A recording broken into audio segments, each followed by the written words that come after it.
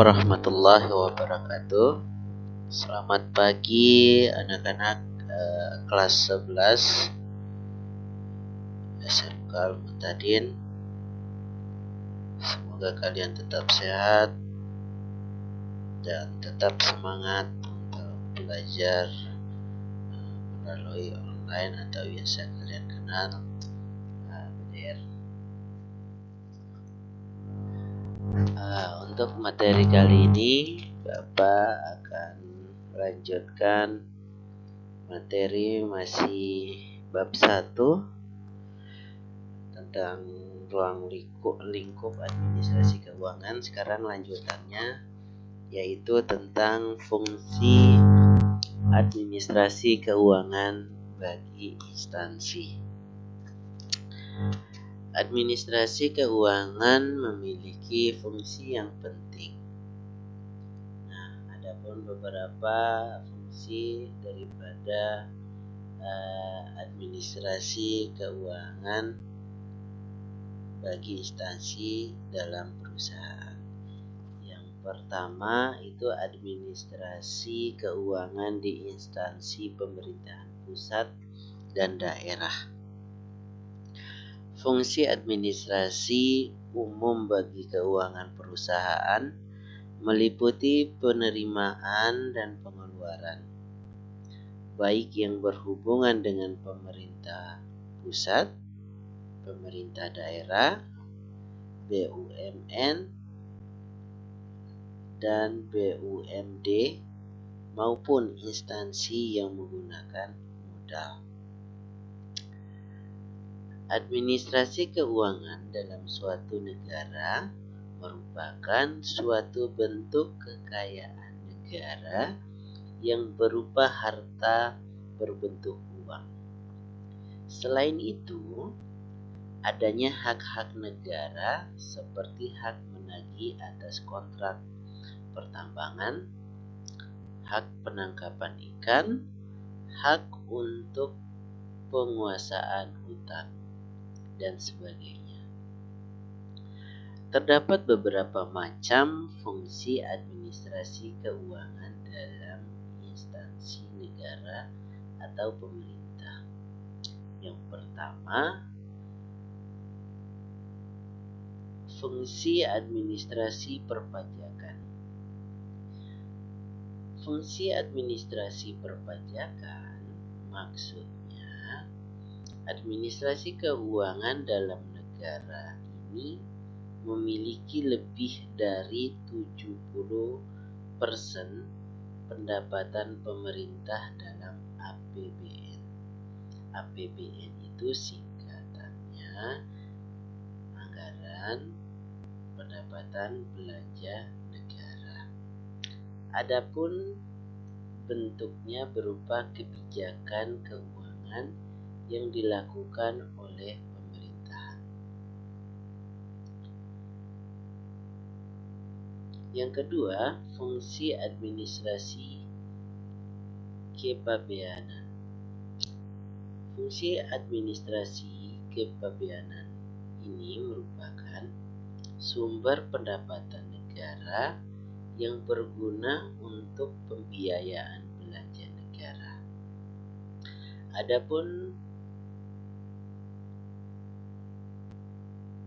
administrasi kepabeanan memang berperan penting dalam tata kelola keuangan negara. Sangat berperan penting dalam tata kelola keuangan negara. Terus yang ketiga, fungsi perbendaharaan.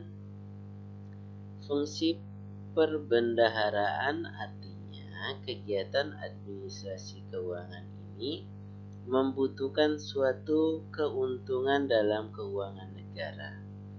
Adapun bentuk penatausahaan dan pertanggungjawaban keuangan negara ini merupakan salah satu persyaratan dalam akuntabilitas keuangan negara. Terus yang keempat, fungsi pengawasan keuangan. Fungsi pengawasan keuangan melekat pada aparatur pengawasan yang berkaitan dengan pihak eksternal dan pihak internal dalam instansi negara.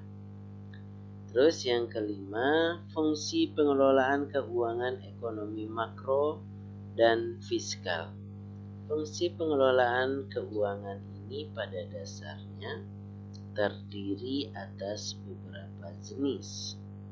Fungsi pengelolaan ekonomi makro dan fiskal ini berkaitan dengan pengelolaan keuangan negara.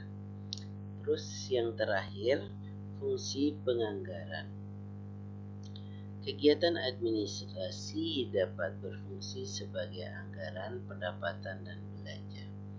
Fungsi penganggaran ini merupakan fungsi perencanaan secara kuantitatif yang direfleksikan dalam perencanaan keuangan pemerintah untuk jangka waktu yang dituangkan dalam anggaran. Itu pembahasan dari bagian administrasi keuangan di instansi pemerintah pusat dan daerah. Terus yang kedua, fungsi administrasi keuangan bagi instansi yang kedua yaitu administrasi keuangan di perusahaan. Fungsi administrasi keuangan di perusahaan memang berperan penting dalam perusahaan. Administrasi keuangan dalam perusahaan berperan penting dalam efektivitas dan efisiensi perusahaan. Administrasi keuangan dalam perusahaan bertujuan untuk pengelolaan kebutuhan pendanaan kegiatan perusahaan. Hal tersebut dapat direncanakan, diupayakan pengadaannya, dibukukan secara transparan, dan dipakai untuk kegiatan pembiayaan pelaksanaan kegiatan perusahaan. Dengan demikian, kegiatan perusahaan dapat berjalan secara efektif dan efisien. Nah, ini ada beberapa fungsi administrasi keuangan dalam perusahaan secara mendasar. Ada 3. Yang pertama, guna meningkatkan efektivitas dan efisiensi penggunaan anggaran dalam perusahaan. Terus yang kedua, guna meningkatkan akuntabilitas dan transparansi anggaran dalam perusahaan. Dan yang ketiga, guna meminimalkan penyalahgunaan anggaran dalam perusahaan. Itu fungsi administrasi keuangan bagi instansi bagian-bagiannya. Terus kita lanjut materinya. Untuk materi selanjutnya, proses kegiatan administrasi keuangan perusahaan. Kegiatan administrasi keuangan dilakukan perusahaan ada beberapa, Bapak akan jelaskan satu persatu. Yang pertama, melakukan pencatatan transaksi barang dan jasa. Maksudnya, kegiatan utama administrasi keuangan dalam perusahaan yaitu dalam melakukan pengelolaan kegiatan administrasi keuangan barang dan jasa. Kegiatan administrasi keuangan barang dan jasa dilakukan dengan mencatat alat yang digunakan sebagai bukti sahnya suatu transaksi dalam perusahaan. Melakukan pencatatan bukti transaksi ini penting. Hal ini dikarenakan dapat digunakan sebagai media untuk memonitor usaha dalam perusahaan. Umumnya, bukti transaksi dalam perusahaan dibagi menjadi 2 macam, yaitu bukti transaksi kas masuk dan bukti kas keluar. Contohnya seperti bukti kas masuk, nanti Bapak akan perlihatkan atau nanti kalian bisa lihat sendiri contoh dari bukti kas masuk. Bukti transaksi eksternal. merupakan bukti transaksi yang berasal dari luar perusahaan. Contohnya bukti transaksi eksternal adalah nota kontan, nota debit, nota kredit, faktur, kwitansi, cek, dan lain-lain. Nah, Bapak akan jelaskan tentang masing-masing bukti transaksi eksternal yang Bapak sebutkan tadi. Yang pertama, nota kontan. Nota kontan adalah bukti transaksi untuk pembelian atau penjualan barang secara tunai.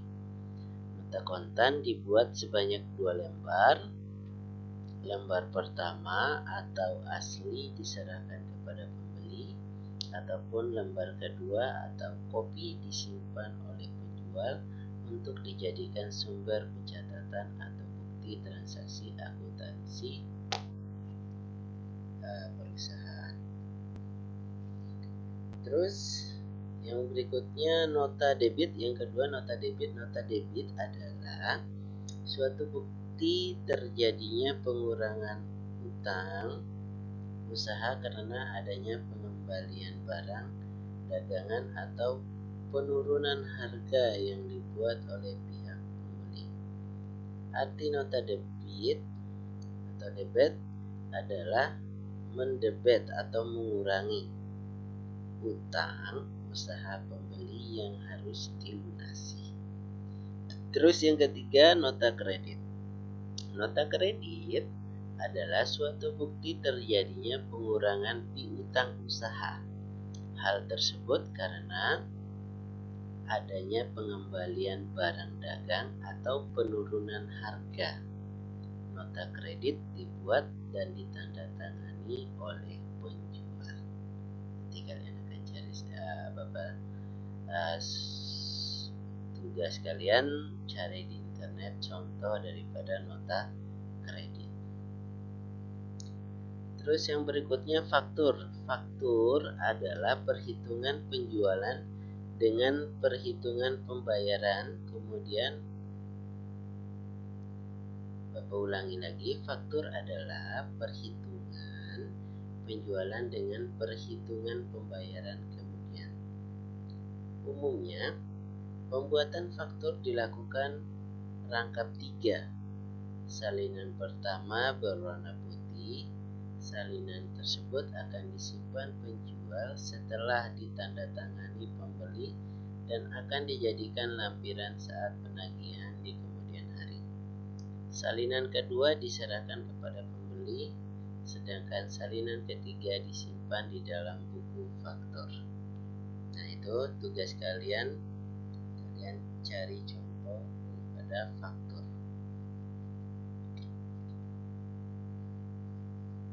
Terus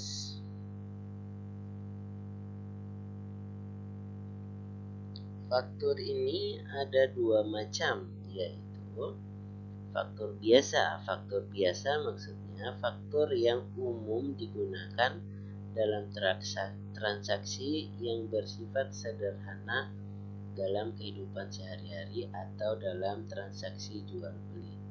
Umumnya, faktur ini diberikan pada transaksi secara umum dan memiliki sistem yang sederhana.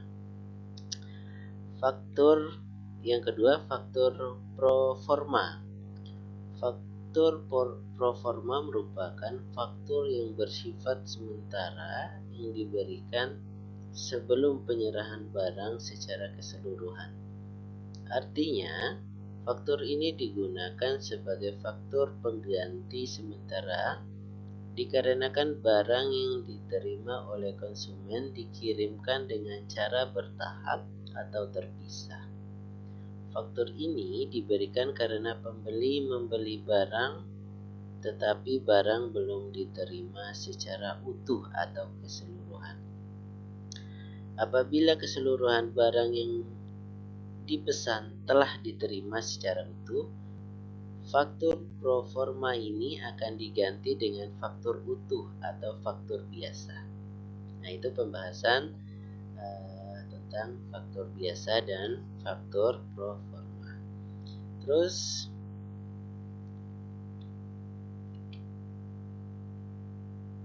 bukti transaksi eksternal berikutnya yaitu kwitansi. Kwitansi adalah tanda bukti terjadinya pembayaran yang ditandatangani oleh pihak penerima uang berkaitan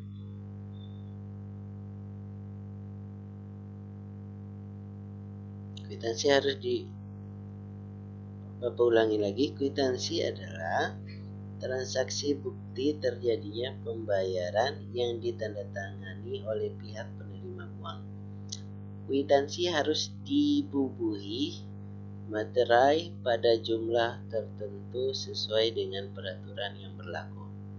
Lembar asli diserahkan kepada pihak yang membayar, sedangkan bagian potongannya disimpan pihak penerima. Terus bukti transaksi eksternal berikutnya atau yang keenam, cek. Cek adalah surat perintah dari pemegang rekening giro atau penyimpan dana kepada banknya.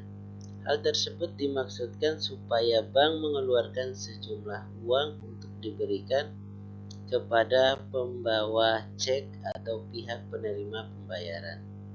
Adapun pihak yang melakukan pembayaran menyiapkan sus atau potongannya. Cek merupakan alat pembayaran.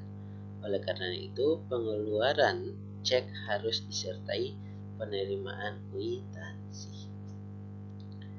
Terus proses kegiatan administrasi keuangan perusahaan yang kedua yaitu pencatatan transaksi keuangan. Guna dapat membuat sebuah laporan keuangan, tahap pertama yang perlu dilakukan adalah pencatatan. Pencatatan ini berupa proses menulis atau mencatat bukti transaksi yang telah diterima ke dalam pos yang sesuai. Dalam dunia usaha, ada beberapa laporan keuangan, yaitu laporan laba rugi, laporan neraca, laporan perubahan modal, dan laporan arus kas. Nanti kita akan coba mempraktekkan ini semua. Kita akan membuat laporan laba rugi, laporan neraca, laporan perubahan, dan laporan arus kas.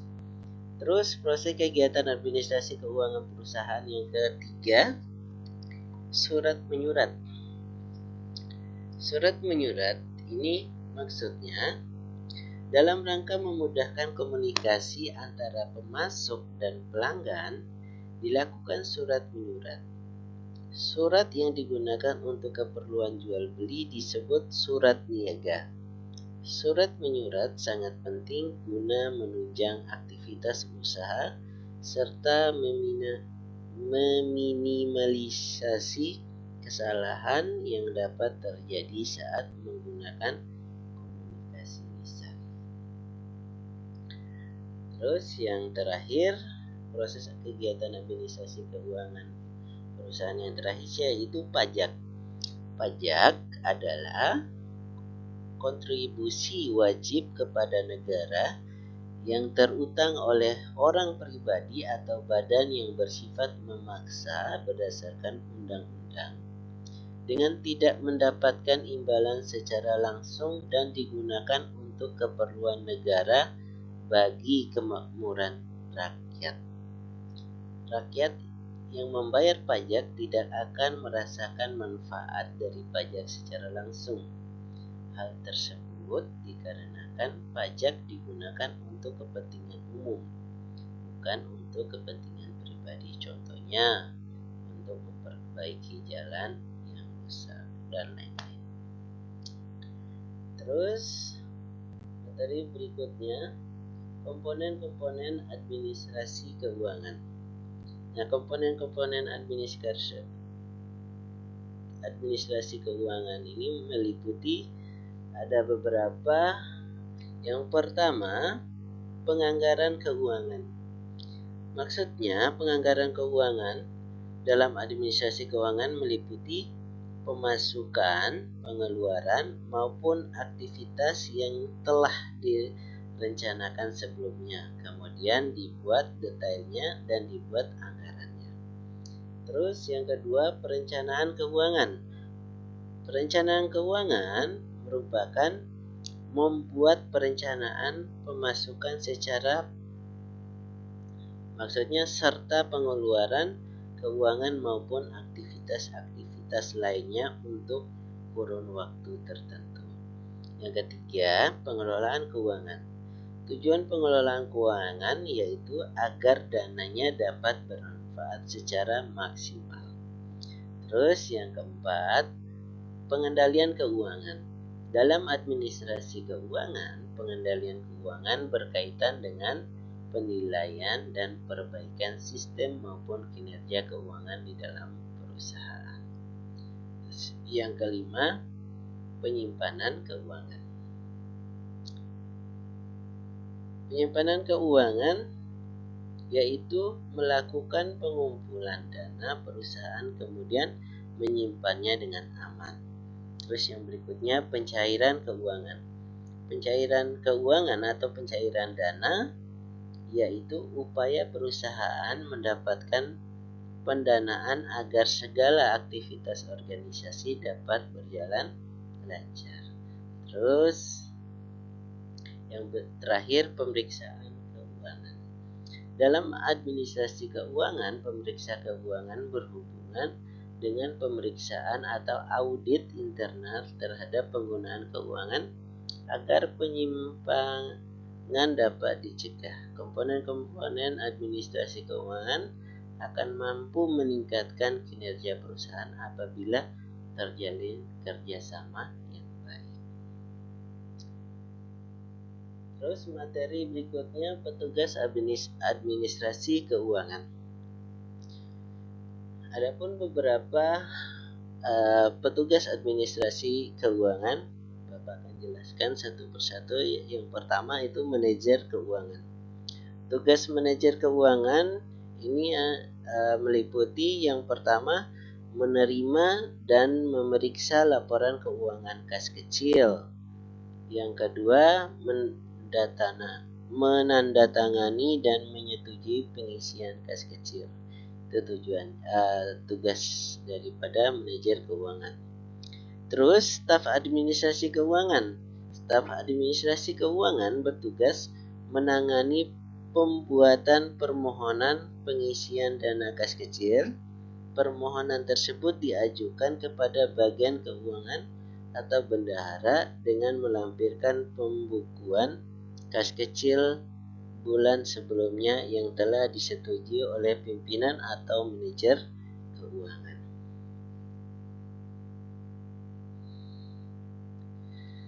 Secara umum, tugas bagian administrasi keuangan meliputi beberapa. Yang pertama, melakukan entry jurnal. Petugas administrasi keuangan melakukan tugas akuntansi seperti membuat jurnal secara teratur. Entry jurnal merupakan proses pencatatan secara kronologis semua transaksi untuk sebuah perusahaan. Entry dibuat menjadi buku besar akuntansi yang dibuat oleh akun. Petugas administrator keuangan bekerja dengan departemen akuntansi untuk menyelesaikan jurnal ini. Terus yang kedua, mengelola surat-surat berharga. Mengelola surat-surat berharga diantaranya dengan menandatangani kwitansi, cek, dan bukti transaksi lainnya. Terus yang ketiga, melakukan perencanaan keuangan perusahaan. Melakukan perencanaan keuangan yang meliputi perencanaan peminjaman, penerimaan, pengeluaran, dan pembayaran. Terus yang keempat, pembayaran dan penagihan. Seorang petugas administrasi keuangan membayar tagihan untuk korporasi, dalam hal ini tugas administrasi keuangan, melakukan prosedur perjanjian pembelian dengan faktor vendor. Selain itu, menerima laporan untuk memastikan pembayaran yang dikirim untuk pembelian resmi oleh perusahaan hingga diterima. Dalam hal ini, seorang administrator keuangan mempunyai rekening penjualan dan memastikan keakuratan faktur pada semua bahan yang diterima. Terus, yang terakhir, menyusun laporan keuangan. Menyusun laporan keuangan berupa pembuatan laporan keuangan yang meliputi laporan keuangan harian, mingguan, bulanan, dan tahunan. Terus yang terakhir ada yang petugas administrasi keuangan yang terakhir, yaitu bendahara. Tugas bendahara meliputi sebagai berikut. Yang pertama, menerima permohonan pengajuan dana kas kecil dan laporan pembukuan kas kecil dari staf administrasi keuangan atau sekretaris. Yang kedua, melakukan pengisian kembali kas kecil berupa uang tunai atau cek. Nah, itu pembahasan dari pertemuan kita kali ini. Berharap kalian pahami video dan kalian catat poin-poin pentingnya, dan kemungkinan materi ini akan keluar di PTS. Nah, berharap kalian belajar dengan serius, pahami videonya. Kalau ada yang kalian kurang paham, kalian bisa tanyakan lewat WA Bapak atau lewat @mudo, atau kalian bisa komen di kolom komen YouTube Bapak ini. Nah, untuk tugas berikutnya, Bapak akan kasih tugas lewat @mudo. Bapak mau kalian cari tentang contoh transaksi, bukti transaksi eksternal. Nah, nanti untuk penjelasan lebih detailnya Bapak kasih instruksinya lewat @mudo ya. Nah, untuk materi kali ini Bapak cukupkan sekian. Kalaupun ada kekurangan, kalian bisa tanyakan di @mudo atau lewat WA Bapak atau lewat komen yang ada di bawah. Bapak cukupkan sekian untuk materi kali ini. Wabillahi taufiq wal hidayah. Assalamualaikum warahmatullahi wabarakatuh. Kalian tetap semangat ya. Assalamualaikum warahmatullahi wabarakatuh.